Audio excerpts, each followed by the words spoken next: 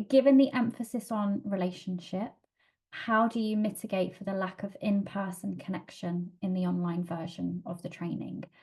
So our Aspen Path is a fully online delivery of our training, our first kind of intentional online, fully online offering of the Interfaith training, and the Cherry Tree Path will be following a similar suit, being predominantly online.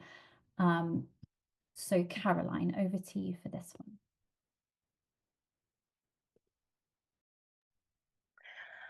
Well, I will admit that I had deep reservations about ever connecting with anybody on an online course. I really was very skeptical about that, and I have proven myself wrong.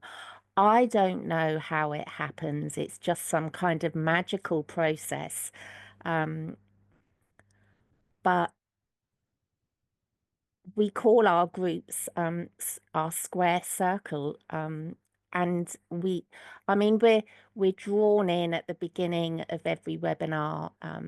We open up sacred space. We light candles, we light incense, we share, we connect, and we really do. I mean, I don't know if the others want to jump in here. I do, I can't explain it.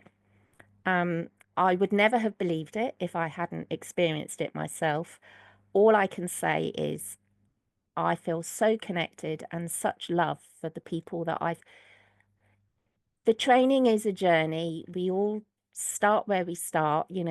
I remember those first couple of sessions and we were all a little bit awkward and we didn't really know what to say to each other. But, over time and in a relatively short time, we were friends and we love each other and we support each other and we cheer each other on and we commiserate with each other when there are problems. We share so much, we share so deeply, very profoundly. And like I say, I never thought it would happen.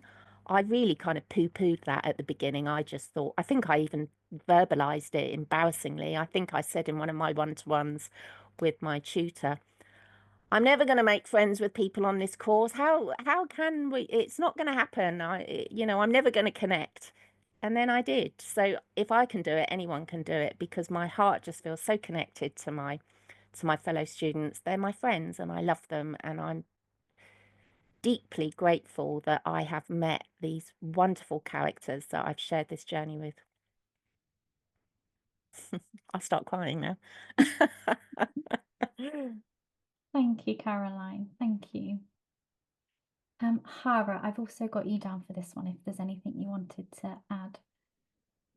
Yeah, it's as a healer, I know that we can connect to people outside of time and space, outside of the room. I do distant healing for people in other countries, and I can tune into their energy field and feel their presence and pick up where they're out of balance. And it's like that.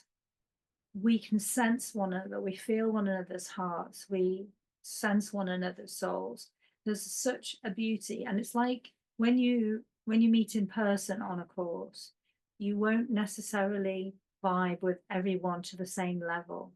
Some people I've just fallen in love with, and I just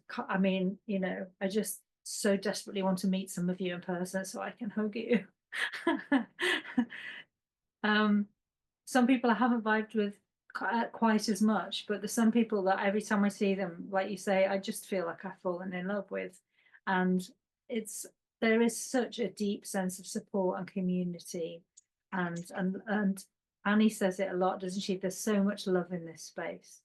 There's so much love in this circle. You can just feel it. And everyone who comes into it as a guest tutor, for example, says there's so much love in this space. You can just feel it.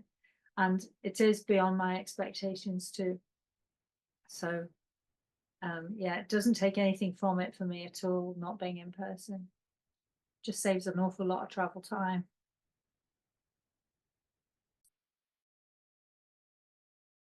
Thank you, Hara.